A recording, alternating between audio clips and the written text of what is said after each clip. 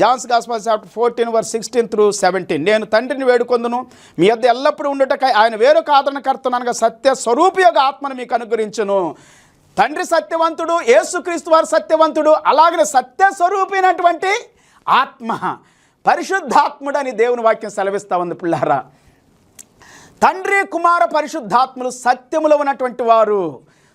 పరిశుద్ధాత్మతో నడిపిస్తారు, అగ్నితో నడిపిస్తారు, ఆశీర్వాదకరంగా ఉండటానికి మనల్ని నడిపిస్తారని దేవుని వాక్యం సెలవిస్తూ ఉంది.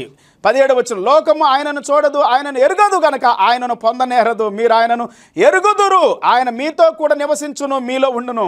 దేవుని ఆత్మ ఆయన ఎరిగిన వారిని మాత్రమే పరిశుద్ధాత్మ దేవుడు వారి లోపలికి వస్తాడు. పరిశుద్ధాత్మ దేవుడు మన లోపలికి రావాలంటే యేసుక్రీస్తుని ఎరిగినటువంటి వారే ఉండాలి. దేవుణ్ణి, తండ్రిని, సత్యాన్ని, జీవాన్ని ఎరిగినటువంటి వారమై ఉండాలి. 26వ వచనం, ఆదరణకర్త అనగా తండ్రి నా నామను పంపబో పరిశుద్ధాత్మ